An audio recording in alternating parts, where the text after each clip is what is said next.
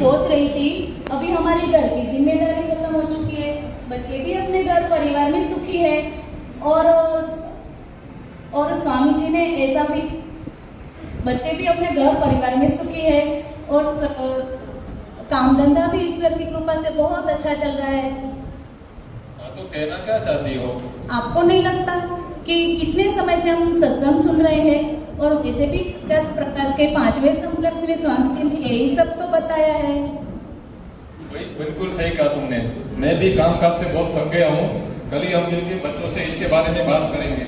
हाँ, इस बात से एक कप चाय तो पिला दो। हाँ, लाती हूँ। वानप्रस्थ जाएंगे तो चाय भी पीनी पड़ेगी आपको। षष्ठम समोल्लास राजधर्म मनुस्मृति आधारित राजतंत्र विषय पर लिखते हुए स्वामी जी ने राजा उत्तम, न्यायप्रिय एवं राजा और प्रजा के हित कार्य, राज्य और प्रजा के हित कार्य करने वाला हो, वहीं पे प्रजा भी राज्य के हित में कार्य करे।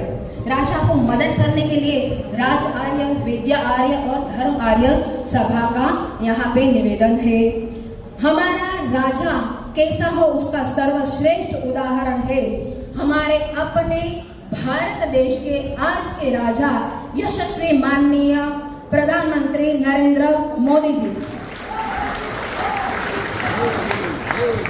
नमस्कार मेरे प्यारे भाइयों और बहनों, आप सभी को महर्षि दयानंद सरस्वती की 200वीं जन्म जयंती की ढेर सारी शुभकामनाएं।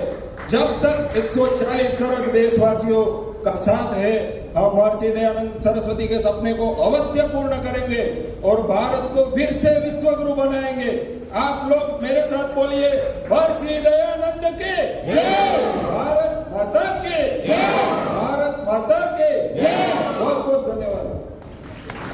सप्तम समोल्लास वेद ईश्वर विषय। सप्तम समोल्लास ने सच्चिदानंद ईश्वर के स्वरूपों को बतलाया है। वेद ईश्वर का नित्य ज्ञान है, सबके हित समझाया है। अष्टम समोल्लास जगत उत्पत्ति स्थिति प्रलय। त्रेतवाद को बतलाता यह समोल्लास 8वां है। ईश्वर, जीव और प्रकृति तीनों अनादि तत्व है। जड़ जगत की उत्पत्ति, स्थिति और प्रलय को समझाया है। ऋषि ने अनेकों वेद प्रमाण देकर सरल कर बतलाया है। नवम समोल्लास विद्या अविद्या बंध और मोक्ष।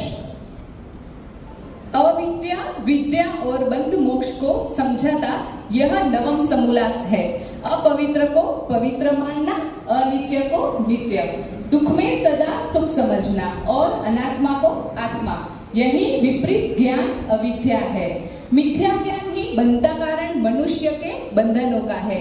प्राप्त करे यदि सत्य ज्ञान, हम वेदों का बंधनों से छुट कर पाए अनंत आनंद मोक्ष का। दशम समोल्लास आचार अनाचार भक्षा भक्ष। सुख यदि पाना हो जग में, सही रखो व्यवहार सभी से। जिसने जैसा अन्न खाया, बनेगा वैसा ही वो मन से। सम्मान चाहूं और मिले, उत्तम कार्य जो किए।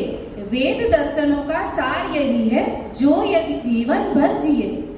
क्या आप जानते हैं, महाभारत पूर्व आर्यवर्त नाम से जाने जाने वाले भारत देश में महाभारत के भीषण युद्ध के बाद हुई हानि के कारण कई मत मतांतरों और संप्रदाय बढ़ गए। वेद विरुद्ध मतपंथ के बाबा, गुरु, संत का अवतार होने लगा। सत्य शिक्षा से दूर होते गए। सभी अवैदिक मान्यताओं का खंडन कर वेद ज्ञान स्थापित करने का प्रयास स्वामी जी ने एकादश समोल्लास में बताया है। और अमी द्वादश समोल्लास में चारवाक, बौद्ध, जैन जैसे नास्तिकवाद एवं अनीश्वरवाद का खंडन कर ऋषि ने वेद के आस्तिकवाद का मंडन अनेकों प्रमाण देकर बताया है। इतना ही नहीं, विदेशों में फैले ईसाई मत ने भारत में हिंदू देवी देवता विरोधी गतिविधियां शुरू कर दी। अनपढ़ ग्रामीण लोगों को ईसाई बनने पर जोर देने लगे।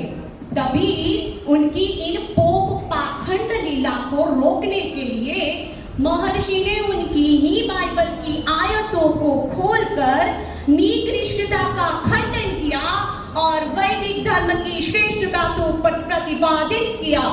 और हम सब जानते हैं कि हिंसक विचारधारा वाले इस्लाम की 200 से अधिक कुरान की आयतों पर समीक्षा कर खंडन करते हुए स्वामी जी ने मानवता का संदेश चतुर्दश समोल्लास में दिया है।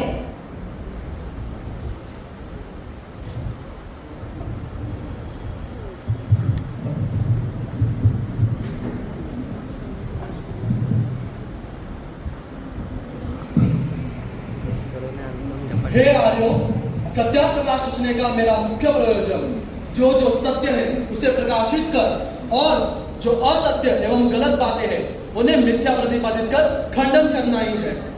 किसी अन्य मतपंथ को चलाने का मेरा अभिप्राय लेश मात्र भी नहीं है, क्योंकि वेदादि सत्य शास्त्रों के ज्ञान से ही मनुष्य जाति की उन्नति संभव है।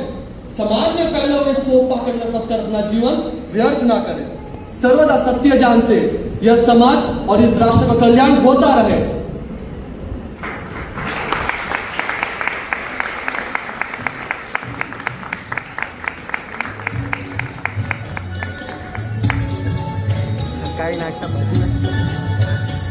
सत्याग्रह प्रकाश